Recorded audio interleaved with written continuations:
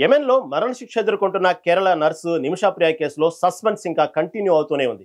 ఈ నేపథ్యంలో తాజాగా ప్రజాశాంతి పార్టీ నేత కేఏ పాల్ తన ట్విట్టర్ అకౌంట్లో సంచలన వీడియో పోస్టు చేశారు. తాను సాధించానని, నిమిషా ప్రియను జైలు నుంచి విడిపించే ప్రయత్నం చేస్తున్నానని, ఆమె జైలు నుంచి విడుదల కాబోతుందంటూ వీడియోలో తెలిపారు Paul. Big breaking news, Yemen జైలులో ఉన్న నిమిషా ప్రియ రిలీజ్ కానుంది అంటూ కేఏ పాల్ పోస్టు చేశారు.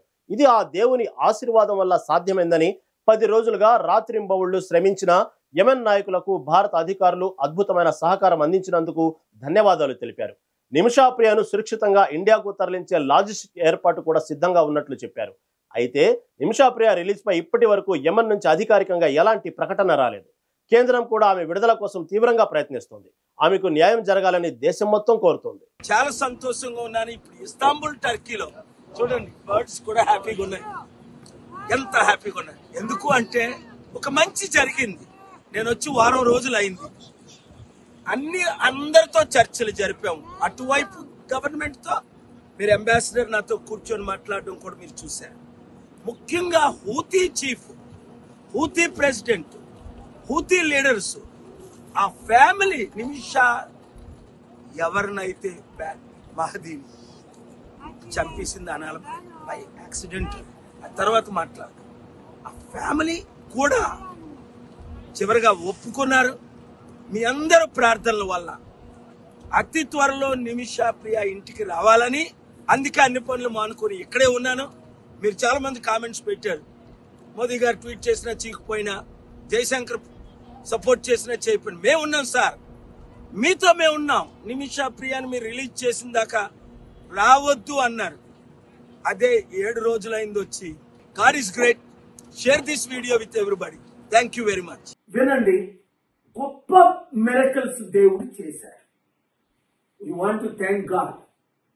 ఎందుకంటే ఎవరూ చేయలేని పని, చట్టాలు చేయలేని పని, ప్రభుత్వాలు చేయలేని పని, ఎన్నో విధాలుగా అందరూ ఆశలు కోల్పోయారు కదా. అప్పుడే దేవుడు మనకి ఆశ చూపిస్తాడు. అందుకే 10వ తారీఖు నేను అక్కడ యెమెన్ ప్రెసిడెంట్ ఉత్తరం రాశాను. 12వ తారీఖు ఇమీడియట్ గా కాల్ వస్తే చైర్మన్ గారితో ఇక్కడికి వచ్చేసాను. 13 నుంచి కంటిన్యూ మీటింగ్స్. 16ని తన్ను చంపేస్తారు అని అన్ని కన్ఫర్మ్ అయిపోయి మీడియాలో మనం చూసాం. కుటుంబం ఒప్పుకోలేదు, గవర్నమెంట్ ఒప్పుకోలేదు, ఎవరూ ఒప్పుకోలేదు. అప్పుడు దేవుడికి ఏడ్చుకున్నాం కదా, ప్రార్థన చేశాం కదా. మీరందరూ ప్రార్థించారు. ముస్లిం లీడర్స్, మీరు అక్కడ ఉన్న క్రిస్టియన్ లీడర్స్, హిందూ లీడర్స్ అందరూ ప్రార్థించారు నిమిషా ప్రాణాన్ని కాపాడడం కొరకు. అలాగే అనేక ప్రాణాలు మనం కాపాడాలి, ఇదొకటే కాదు. కానీ దీని ప్రాముఖ్యత ఏంటి అన్నది తర్వాత మీకు అర్థమవుతుంది. ఇది ఎట్లా జరిగింది అన్నది మీకు తర్వాత అర్థమవుతుంది, ఇప్పుడు కాదు. ఇప్పుడు ఆ కుటుంబాన్ని అందరికీ నేను వందనాలు చెప్తున్నాను. ముఖ్యంగా మీడియా మిత్రులు, మీరే కానీ ఇది హైలైట్ చేయకపోతే నాకు తెలియకపోతే, అసలు నాకు తెలిసిందే ఢిల్లీలో ఒక సీనియర్ మోస్ట్ మన తెలుగు మీడియా మిత్రుల ద్వారా.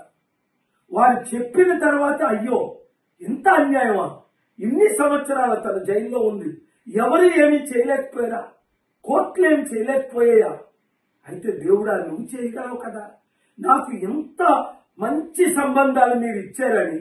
అందుకే నేను సీక్రెట్ గా వచ్చిన తర్వాతే ఇంకా సక్సెస్ అవుతున్నా మీరు ప్రార్థించాలన్నప్పుడే నేను మీకు వీడియోలు రిలీజ్ చేశాను. అందుకనే 5 గ్రూపులకి, అటు గ్రూపు ఇటు గ్రూపు, నాకు హెల్ప్ చేసిన ప్రతి ఒక్కరికి వందనాలు చెప్తున్నాను. ముఖ్యంగా ఇప్పుడు ఏమి జరగాలి అన్నది మనకు తెలుసు.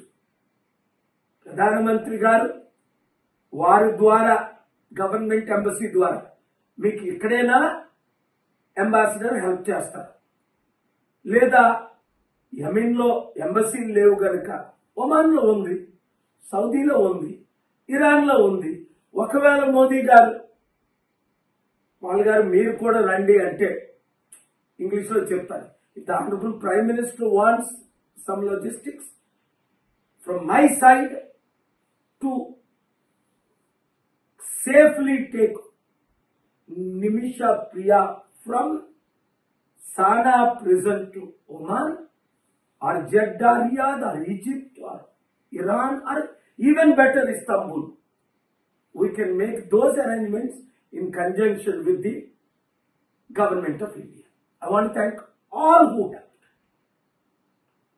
ముఖ్యంగా మీడియా మిత్రులు మీ ద్వారే కోట్ల మంది ప్రార్థించారు. ప్రార్థన ద్వారా ఇది జరిగింది. మీరు అందరికీ రీచ్ అయ్యేటట్టు ఈ మంచి న్యూస్, ఎందుకంటే టెన్షన్లో ఉన్నారు అందరూ, ఇప్పుడు టెన్షన్ ఫ్రీ చేయండి. Thank you very much.